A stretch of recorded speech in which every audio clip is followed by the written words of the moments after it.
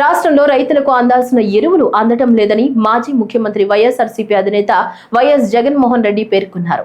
గుంటూరు జిల్లా తాడేపల్లిలోని వైఎస్ఆర్సీపీ కేంద్ర కార్యాలయంలో ఆయన పాత్రికేయులతో మాట్లాడుతూ రాష్ట్రంలో ప్రజలకు అభివృద్ధి సంక్షేమం రెండూ లేవని అన్నారు. రాష్ట్ర ఆర్థిక వ్యవస్థ తిరోగమనంలో ఉందని తెలిపారు. రాష్ట్రంలో విద్య, వైద్యం, వ్యవసాయం ప్రైవేట్ వ్యక్తుల దోపిడీకి గురవుతున్నాయని చెప్పారు. రాష్ట్రంలో పరిపాలన ప్రజల కోసం జరగటం లేదని తెలిపారు. రైతులకు అందాల్సిన ఎరువులు బ్లాక్ మార్కెట్లోకి వెళుతున్నాయని వివరించారు. రాష్ట్రంలో ధైర్యంగా మాట్లాడే అవకాశమే లేదని వైఎస్ జగన్ పేర్కొన్నారు. దేశంతో కంపేర్ చేస్తే రాష్ట్ర ఎకానమీ తిరోగమనంలో ఉంది.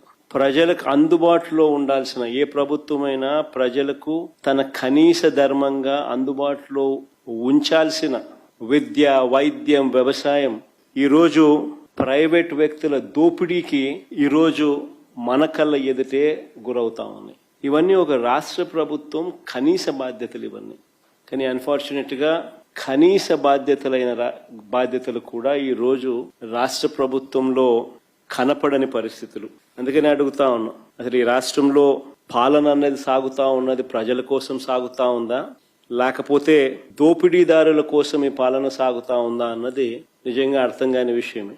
రైతులకు అందాల్సిన ఎరువులు బ్లాక్ మార్కెట్ చేస్తూ ఈరోజు స్కాములు కనిపిస్తా ఉన్నాయి. దాన్ని నిరసిస్తూ మా పార్టీకి సంబంధించిన నాయకులు, కార్యకర్తలు రైతులకు తోడుగా నిలబడుతూ రైతుల పక్షాన రైతులతో కలిసి ఆర్డీఓలకు నిన్న అర్జీ ఇచ్చే కార్యక్రమం చేశారు. ఆశ్చర్యం ఏమిటనంటే రైతు నాయకులు, మా నాయకులు, కార్యకర్తలు ఇళ్లకు అర్ధరాత్రి పోలీసులను పంపి ఇంట్లో బెదిరించి ర్యాలీలకు వస్తే కేసులు పెడతామని చెప్పి ఏకంగా బెదరగొడుతూ నోటీసులు ఇచ్చారు. ఎరువులు అందని పరిస్థితి కనిపిస్తా ఉన్నా కానీ, ఎరువులు దొరక్క రైతులు అగసాట్లు పడతా ఉన్న పరిస్థితులు కనపడతా ఉన్నా కానీ, ఏ పంటకు గిట్టుబాటు ధరలు రాని పరిస్థితి కనపడతా ఉన్నా కానీ వాళ్ళ తరపున మాట్లాడకూడదా? ప్రజాస్వామ్యం అనేది ఏ రకంగా ఖూనీ కాబడతా ఉందన్న దానికి ఇవన్నీ నిదర్శనాలు.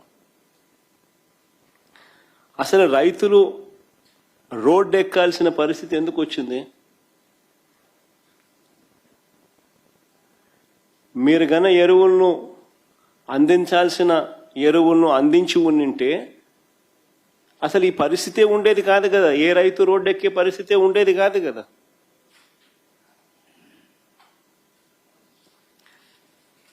మీరు స్కాములు చేయకపోయినంటే ఎరువుల విషయంలో ఈ పరిస్థితి వచ్చి ఉండేది కాదు కదా.